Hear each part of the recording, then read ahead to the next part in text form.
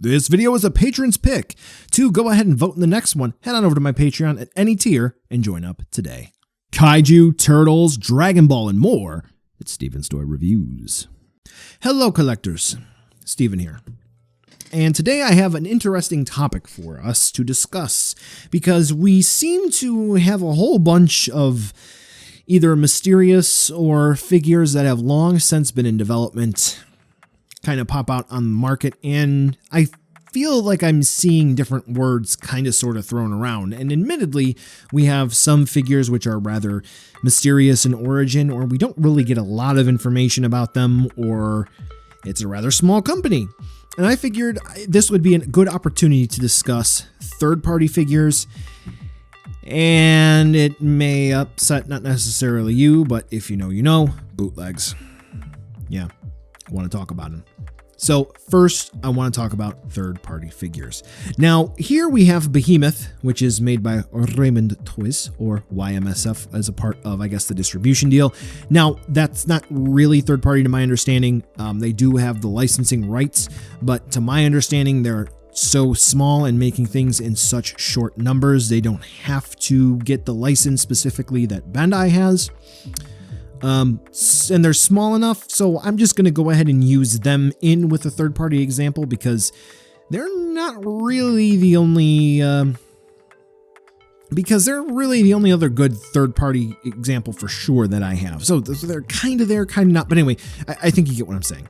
And then we have the 9 modelism Jungle Lord, which perfectly fits into third-party. So what is third-party? Well, essentially, for third party, it's going to kind of just be an original creation that sort of just skirts by the licensing because it's not that character, or it is that character, but it's rather unique, it's rather niche, and it's not going to be widespread on the market, available for you to pick up pretty much anywhere. Now, in some situations, like let's say Transformers, you may be able to pick it up on some particular large market websites, but in particular for third-party figures, you're going to have a name on it, like 9 modelism. You're going to have that there. In the Dragon Ball realm, you're going to have Demoniacal Fit. Okay, so you're going to have third-party stuff, which is going to be mentioned very frequently. There's going to be a name on it. Dyson Models. Okay, there's a name attached to there. So that is always something to really keep in mind whenever you're looking at things like third party. We usually have a name attached to it. So here we do have some good quality vinyl here that's used for the Behemoth figure. Pretty nice. 9 modelism, made basically, well, entirely from scratch. Head likes to pop off on mine, unfortunately. Whole resin sculpt here, made from the ground up on its own. Very cool. Thick monkey. So that's pretty much a third party here, right? Right. Now, those 2 in the back. Notice I did not include them in particular for third party. This is the infamous SH Monster Arts King Ghidorah that I custom painted on my own. I'm not ready to fully show that. There are things that I need to touch up, but I've included that one. And the Ready Player One Mechagodzilla. I'm going to talk about that. So third party doesn't really mean recasting what somebody else did entirely. Not exactly.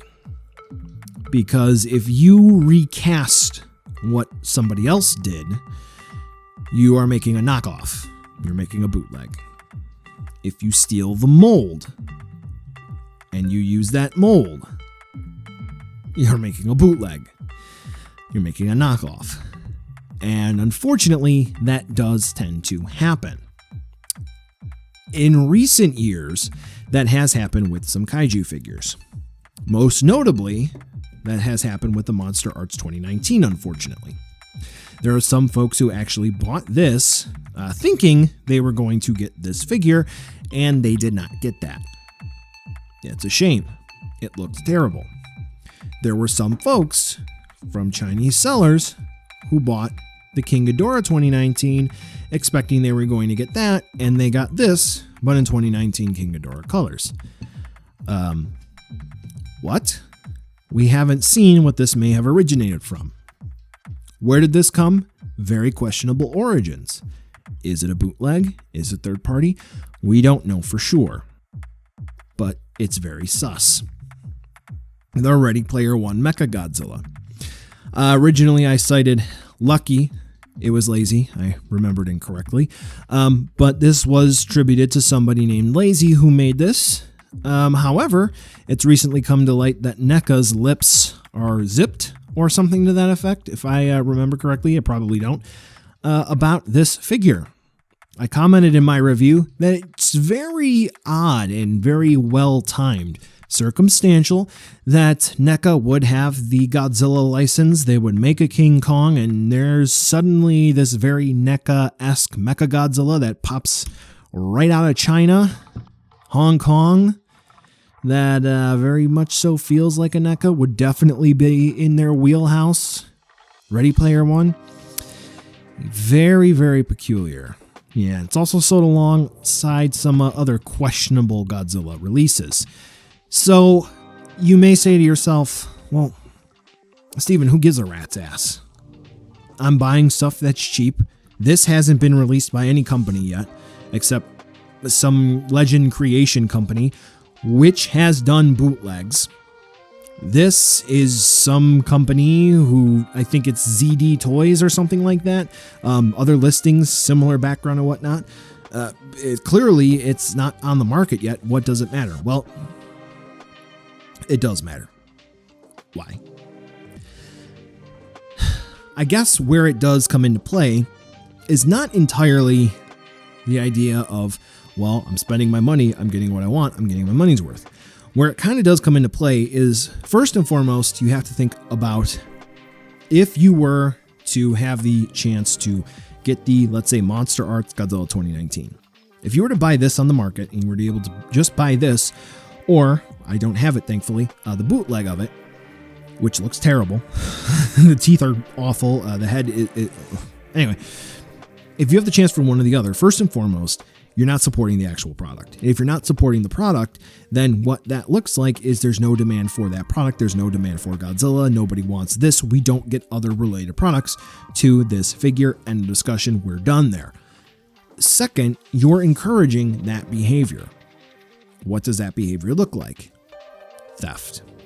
Okay, not that big of a deal to some. I understand that, but we're not here in for politics. What we're in for here is kind of what that means.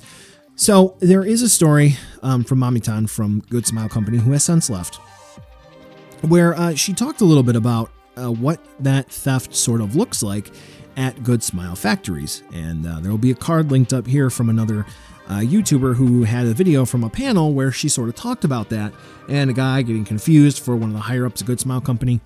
And then I heard of a story where somebody who was confused for a plant manager was actually held up in a parking lot, was demanded to go back inside to get the mold for a figure. I believe it was actually for the Figma Link, the Skyward Sword one, was told no, and got shot 5 times in the chest and was left for dead in a parking lot. Yeah. So things can unfortunately get to that extreme when we take a look at things like this, because there is money to be made.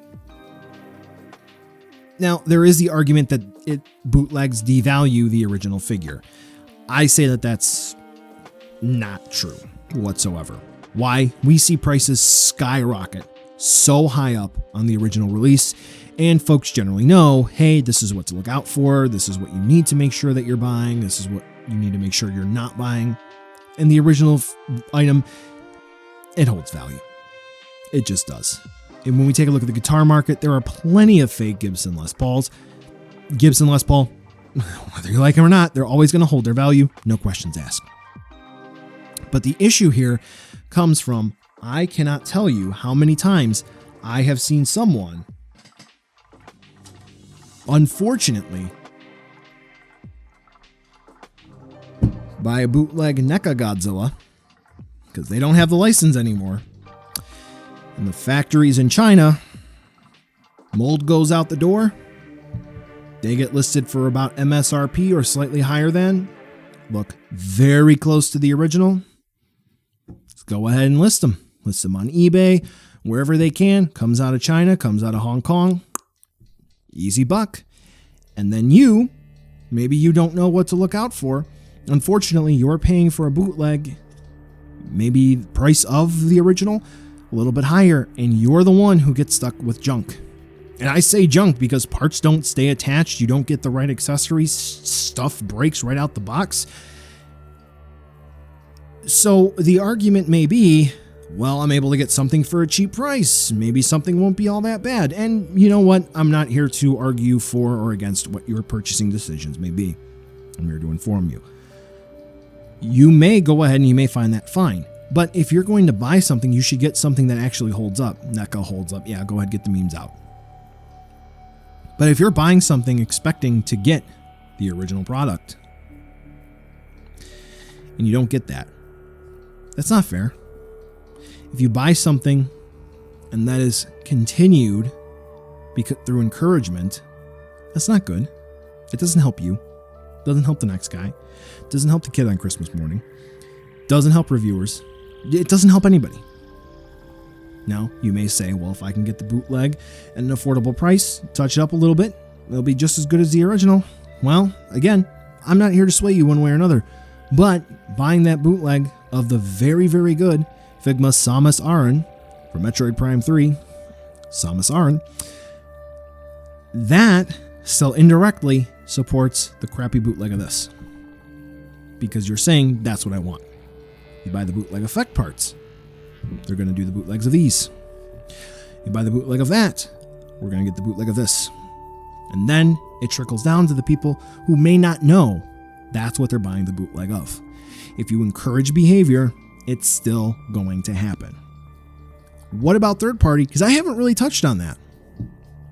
Third party, the only downside there, again, Raymond, YMSF, kind of a gray line, but that still gets, added in there. The only thing there is that money doesn't go back to the license holders. You're still supporting the artist. You're still supporting neat product. It's all original. We've never seen this before by other companies. You're still seeing unique product from companies, a person in his basement getting cool stuff out there. No one's getting killed over it, right? So yes, at the end of the day, big bad movie studio doesn't get their share of a $40 action figure, but it's still good. Quality may vary from company to company, but at the end of the day, the only thing that third parties kind of hurt, if they're truly third parties, it's going to be the license holder doesn't get a cut. That's it. Bootlegs, those have a bigger implication there. So there's a very, very fine line that we tread on when we talk about bootlegs. There are actual companies that do not want them spoken about whatsoever. Retailers, when we talk about affiliate accounts, when we talk about sponsorships. So I want to make this clear. I'm just trying to inform you that when you look at bootlegs, think about the implications moving forward with them. You have your own beliefs, that's fine, but I do want to make sure that at the end of the day, when you are buying your product, you're well informed. Do your research, make sure that you are buying original at an affordable price because you can find good deals, and make sure that you're always looking for the official logo for the movie studio on the box. Make sure you're always looking for that seal of quality on the box, and make sure that you can legitimately verify that it's a third-party company that's making the figure of not King Kong, but Jungle Lord. Make sure that we don't have questionable origin. That walks a very fine line from the fact that just because it hasn't been released doesn't mean a mold slipped out the back door because someone was held at gunpoint. That's it. That's the video. Thank you so much for watching. It was kind of a bit of a rambling, but I think it makes sense.